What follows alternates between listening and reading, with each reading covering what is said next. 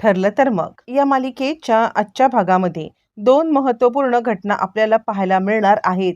प्रेक्षकांनो, आजच्या भागामध्ये मुळातच आता इकडे तन्वीला शोधण्यासाठी अर्जुन आणि सायली यांनी आता मोठी शोध मोहीम सुरू केलेली आहे. कारण प्रतिमाने हे वाक्य बोलल्यापासून आता मात्र सायलीच्या डोक्यामध्ये आधीपासूनच ते असतं.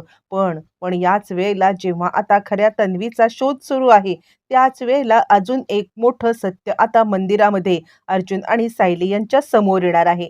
आणि त्याचबरोबर अजून एक दुसरी घटना ते म्हणजे आता इकडे सचिन आपल्याला डबल गेम करतोय, हे ज्या वेळेला इकडे आता लक्षात आले साक्षीच्या, त्यावेळेला साक्षीने पुढचा मागचा कोणताही विचार न करता सचिनच्या विरोधात मोठं पाऊल उचलत आता मात्र सचिनलाच मारण्याचा प्रयत्न केलाय. एका झटक्यामध्ये आता मात्र इकडे सचिन आणि साक्षी यांच्यात पडलेली फूट आणि त्यानंतर सचिनवरती झालेला हल्ला, या सगळ्याचा वापर करून घेत आता मात्र अर्जुनने खूप मोठं सत्य शोधलेलं आहे. बरं, इतकंच नाहीये तर आता सचिनने कशा पद्धतीने अस्मिताला फसवतोय हे अस्मिताच्या कसं लक्षात आलंय, अनेक गोष्टी या एपिसोडमध्ये घडलेल्या आहेत. सविस्तर पाहू. इकडे आता दुसऱ्या दिवशी सायली उठलेली आहे आणि सायलीने देवपूजा वगैरे सगळी आटपलेली आहे.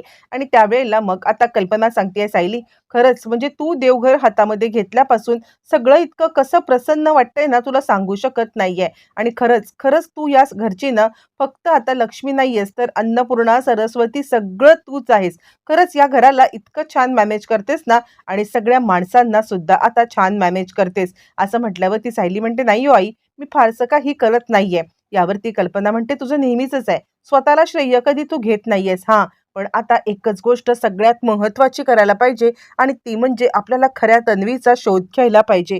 कारण कसं आहे ना, जोपर्यंत खरी तन्वी या घरात येत नाहीये ना, तोपर्यंत पूर्णाईंना आपण या ट्रॉमामधून बाहेर काढू शकत नाही आहोत. आणि त्याचबरोबर आपण कितीही म्हटलं ना, तरी प्रतिमा आणि रविराज भाऊजी हे आपल्याला त्यांचं दुःख दाखवत नाहीयेत, पण त्यांचं दुःख ना खूप मोठं आहे.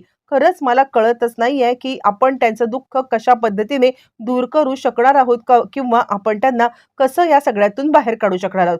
सायली सांगते, आई तुम्ही चिंता करू नका, माझा देवी आईवरती पूर्ण विश्वास आहे. ती काहीही झालं ना तरी आपल्याला या सगळ्यामध्ये कधीही हार देणार नाहीये, आणि आपण नक्कीच सत्य शोधून काढू. असं म्हणत सायलीने मात्र आता इकडे कल्पनाला आशा दिलेली आहे. आणि त्यानंतर सायली आता देवाकडे प्रार्थना करते, आणि प्रार्थना करत ती आता देवाला सांगते, मी आजपासूनच तन्वीच्या शोध मोहीम सुरू करते आहे, आणि त्यासाठी मला आता शक्ती दे. असं म्हणत सायली आता इकडे अर्जुन आणि सायली हे तन्वीचा शोध घेण्यासाठी निघाले. तोपर्यंत सायली आता अर्जुनला सांगत आहे, हे बघा, प्रतिमा, त्यान रविराज काका आणि त्याचबरोबर आपल्याला आता मात्र इकडे पूर्णाजींसाठी आता तन्वीचा शोध घ्यायलाच पाहिजे. आणि त्या दृष्टीने मग आता अर्जुन सांगायला लागतो, एक काम करूया, ज्या मंदिरामध्ये आता इकडे गेलेली होती ती म्हणजे ज्या वेळेला रडत रडत छोटी तन्वी, तर त्या मंदिरापासून आपण सुरुवात करायची का.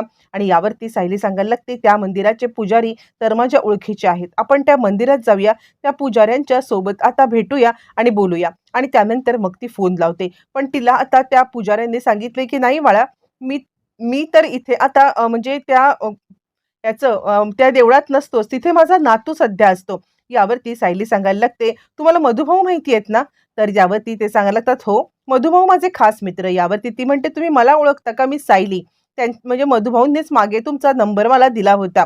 यावरती ते सांगायला लागतात पुजारी, हो, मी तुला ओळखतो की बाळा, अगं त्याच तर मंदिरात तू आता मधुभाऊंना भेटली होतीस. यावरती सायली सांगायला लागते, हो, पण मला अजून काहीतरी गोष्टींची जरा चौकशी करायची आहे. असं म्हटल्यावरती ते म्हणतात, बाळा, खरं तर मी ना म्हणजे त्या मंदिरात नसतो, मी गावी आलोय, पण 2 दिवसात मी आता पुन्हा एकदा येणार आहे. माझ्या नातवाच्या मुलीचं बारसं आहे ना, त्यासाठी. आणि तू मला भेटू शकतेस. असं म्हटल्यावरती सायलीला तर आता देवानेच दिले हा संकेत वाटायला लागलाय. पण अर्जुन मात्र विचार करतोय, आता इकडे ज्या वेळेला पुजारी सांगत आहेत की तू त्या दिवशी मंदिरामध्ये आलीस आणि सायली मंदिरामध्ये आली, तो दिवस म्हणजे माझा वाढदिवस होता. खरं तर या सगळ्यामध्ये काहीतरी लिंक जुळते असं आता अर्जुनला सारखं सारखं वाटत आहे. आणि त्याचमुळे अर्जुन विचार करतोय की काय नक्की असेल हे. ज्या दिवशी तन्वी खरी हरवली, त्याच दिवशी सायलीचं तिकडे जाणं हा फक्त योगायोग असू शकतो का. नाही नाही, काहीतरी गडबड आहे असा आता अर्जुन विचार करतोय. बरं, त्यानंतर हे सगळं झाल्यावरती अर्जुन आता सायलीसोबत 2 दिवसांनी मंदिरात जायला बरं, आता इकडे साक्षी खूप इन्सिक्युअर झाले, हे आपण आधीच पाहिलेलं आहे. आणि त्यानंतर मग आता साक्षी या सगळ्यामध्ये सचिनला सांगत आहे, सचिन, हे बघ, एक गोष्ट मला आता तुला सांगायची आहे. म्हणजे माझा हा चेहरा आहे ना, हाच माझा चेहरा खरा दुश्मन ठरलेला आहे आणि त्यासाठी मला आता इथून पहिलं बाहेर पडायचं आहे. कारण इंडियामध्ये जर का आता मी राहिले ना, तर मला मला मात्र या सगळ्यामध्ये आता कुणी ना कुणीतरी ओळखणार आणि कुणी ना कुणीतरी मला याच्यामध्ये पकडणार. म्हणून मला तुला इतकंच सांगायचं आहे, की इथून इथून आता तू मला कॅनडाला घेऊन चल. आणि त्यावरती सचिन सांगायला लागतो, "हो, कॅनडाला तर आपण जायचंच आहे. पण मी तुला एक गोष्ट सांगू का? खरं तर आपण कॅनडाला जाऊ, पण एक गोष्ट लक्षात तुला येत नाहीये. अगं, इथे अण्णांना आपल्याला सोडवायचं आहे की नाही? अण्णांना सोडवल्याशिवाय आपण कॅनडाला कसं काय जाऊ शकतो?" आणि त्यावरती ती सांगायला लागते, "मी म्हणतच नाहीये, की आत्ता चल, पण प्रोसेस तर सुरू करायला पाहिजे ना तुला. ही प्रोसेस सुरू केल्याशिवाय मग आपल्याला कसं काय जाता येईल?"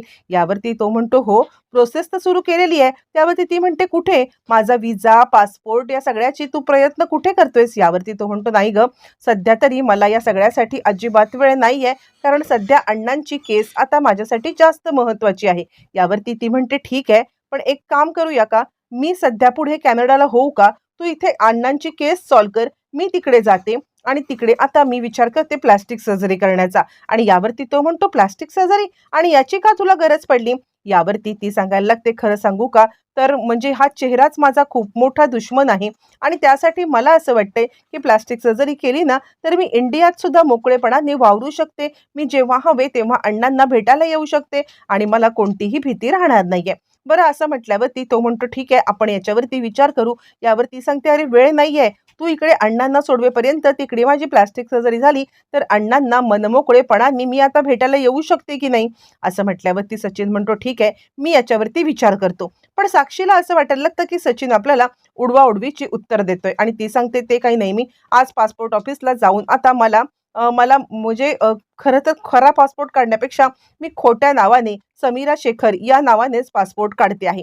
यावरती तो म्हणतो, "हे जरा कठीण आहे." यावरती ती म्हणते, "काय रे, त्या वकिलाला म्हणजे ओलीस त्याच्या मुलीला धरून तुला आता बाकी सगळं करणं शक्य आहे आणि मला माझ्यासाठी पासपोर्ट काढणं शक्य नाहीये."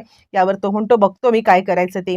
प्रेक्षकांनो, तोपर्यंत अर्जुन सायली निघालेले आहेत अर्जुन सायली मंदिरामध्ये आल्यावरती आता मात्र त्यांना पुजाऱ्यांची भेट झाली आणि पुजाऱ्यांना आता अर्जुन सायली विचारत आहेत, म्हणजे काका बघा, ज्या दिवशी आता इकडे म्हणजे ह्या इथे छोटी मुलगी एक तन्वी नावाची आली असेल, तर आता त्या मुलीला तुम्ही कुठे पाठवलत, काय केलंत?" असं अर्जुन विचारायला लागतो. त्यावरती ते म्हणतात, "छोटी मुलगी? नाही हो, तुम्ही जी तारीख सांगताय ना, त्या तारखेला इकडे आता फक्त ही आमची छोटी साऊबाळ आली होती आणि तिला काहीच आठवत नव्हतं. हातामध्ये काहीतरी एक छोटंसं खेळणं होतं तिच्या आणि बास, बाकी काहीच नाही. रडत-रडत ज्यावेळेला तिकडून ती आली, तेव्हा मधुभाऊंनी तिला पाहिलं आणि तेव्हाच मधुभाऊंनी तिला आता आपलंसं केलं आणि तिथूनच या वात्सल्य आश्रमाची सुरुवात झालेली आहे."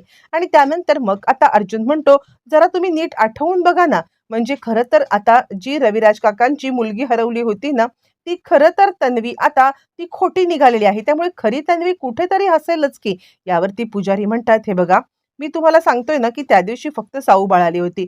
त्यावरती मग आता इकडे सायली आणि अर्जुन इकडे हातमिळवणी करत म्हणतात, "म्हणजे या ठिकाणी कोणीही तन्वी आली नव्हती?" यावरती आता इकडे अर्जुन म्हणतो, "पण त्या दिवशी मग तू कशी काय इकडे आलीस?" सायली सांगायला लागते, "मला हे काहीच माहीत नाहीये." पण अर्जुन सायली एकमेकाची हातमिळवणी करत, आपण आता काहीही झालं तरी सुद्धा खऱ्या तन्वीचा शोध घ्यायचा असं देवाच्या समोर आता एक शपथ घेतात म्हणा आणि तिकडून निघतात. पण अर्जुनला हे माहीत नाहीये, की खरी तन्वी ही तर आपल्या समोरच उभी आहे. बरं, हे सगळं होत साक्षी आता पासपोर्ट ऑफिसला कॉल करते आहे आणि हॅलो, म्हणजे तिने आता पासपोर्ट ऑफिसला कॉल करून आपला पासपोर्ट, व्हिसा हे बनवण्याची प्रोसेस आता कुठपर्यंत आले हे तिने एजंटला कॉल केलाय. यावरती तो एजंट म्हणतो, "पण तुम्ही अप्लायच केलेलं नाहीये." यावरती ती म्हणते, "नाही, मी नाही. पण सचिन दीक्षित या नावाने एक व्यक्ती आली असेल, तर तीच व्यक्ती माझा पासपोर्ट तयार करतेय. कितीही पैसे हवे असतील ना, तरी सुद्धा ते पैसे द्यायला आता मी तयार आहे. पण पण काहीही झालं तरी मला मला मात्र या सगळ्यामध्ये लवकरात लवकर पासपोर्ट काढून हवा आहे." यावरती ते म्हणतात, "मॅडम, तुमची प्रोसेसच सुरू झालेली नाहीये." असं म्हटल्यावरती मग मात्र आता इकडे साक्षी चिडले. तिच्या लक्षामध्ये गोष्ट आलेली आहे, की हा सचिन आपल्याला मात्र आता भुलवतोय आणि त्यानंतर मग आता लगेचच सचिनला घेऊन आता एका गोडाऊनमध्ये आलेली आहे. सचिन म्हणतो, "काय गं सॅम, तू मला इथे का घेऊन आलेली आहेस?" आणि त्यावरती मग लगेचच ती सांगायला लागते, "का? तू मला फसवतोयस का? तुला अजूनही त्या आता मूर्ख अस्मिताच्या कडे जायचं आहे का?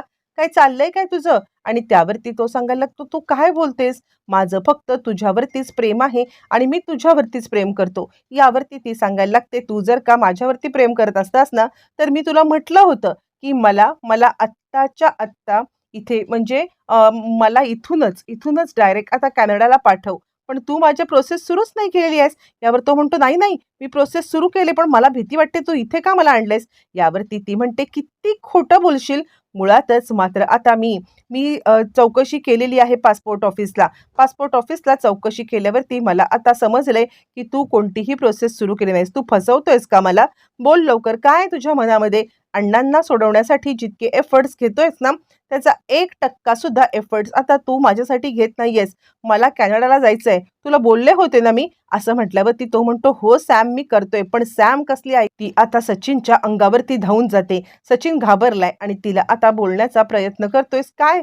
काय करतेस काय तू?" असं म्हणत तो आता तिला थांबवण्याचा प्रयत्न करतोय. पण ती कोणत्याही बाबतीमध्ये काहीच ऐकायला तयार नाहीये. बरं त्याच साक्षी आता खूप चिडले आणि जो माझ्या बाबतीत फसवणूक करेल ना, त्यावेळेला मी कोणत्याही प्रकारे त्याला अजिबात माफ करणार नाहीये. असं म्हणत हातामध्ये आणलेला चाकू घेत ती आता सचिनला वार करते. सचिन तिला सांगण्याचा प्रयत्न करतोय, की "मी खरंच तुझ्या सोबतीला आहे, पण काहीही झालं तरी ऐकायला साक्षी अजिबात तयार नाहीये आणि चाकू घेऊन ती वार करायला लागलेली आहे." बरं हे सगळं होत असताना सचिन ओरडतोय, पण तिला काही फरक पडत आणि त्यानंतर सचिनला त्याच अवस्थेत टाकून आता ती तिकडून निघून गेलेली आहे. सचिन अजूनही जिवंत आहे आणि तो आपला मोबाईल काढून अर्जुनला कॉल करून साक्षीने मला म्हणजे माझ्यावरती जीवघेणा हल्ला केलाय. हे ज्या वेळेला आता इकडे अर्जुनला त्याने फोन करून सांगितले, अर्जुन लगेचच सावंत आणि त्यांची टीम या दोघांना घेऊन आता त्या ठिकाणी पोहोचलाय. अर्जुनला वाटतंय, की हा अजूनही काहीतरी नाटकच करत असणार आहे. कारण काहीही झालं तरी त्याच्यावरती किती विश्वास ठेवावा हे आता अर्जुनला अजिबात पटत नाहीये. पण तरीसुद्धा नक्की काय झालं असेल हा विचार करत आता अर्जुन पोलिसांना घेऊन तिकडे पोहोचलाय आणि समोरचं दृश्य पाहिलं. अर्जुनला खूप मोठा धक्का बसलाय. ज्यावेळेला तो आता समोरचं दृश्य पाहतोय, सचिन आता इकडे रक्ताच्या थारोळ्यात पडलेला आहे आणि त्याच वेळेला मग आता इकडे लगेचच पोलीस आलेत सचिनला उठवण्याचा प्रयत्न करत आणि त्यानंतर अर्जुन म्हणतो, "बास कर तुझं नाटक." आणि त्यावरती सचिनच्या तोंडावरती पाणी मारून त्याला उठवल्यावरती सचिन म्हणतो, "अर्जुन, मी नाटक करत असेल तर मला ह्या केलेल्या वाराच्या खुणा." आणि त्यावरती आता पोलीस म्हणतात, "नाही, नाही, हे खरंच खरं आहे." ताबडतोब सचिनला हॉस्पिटलमध्ये पोहोचवण्यात येतंय आणि इथेच आता अर्जुन साक्षीला शोधण्यासाठी सचिनचा वापर करतोय. आता साक्षीला शोधण्यासाठी सचिन स्वतः मदत करणार आणि इथूनच मालिका खूप रंजक होणार आहे. आणि इतकंच नाहीये, तर फक्त साक्षीला शोधण्यासाठी नाही, तर खरी तन्वी शोधण्यासाठी सुद्धा तो मदत करणार. काय होणार, कसं घडणार, येणाऱ्या भागात सगळं कळणार.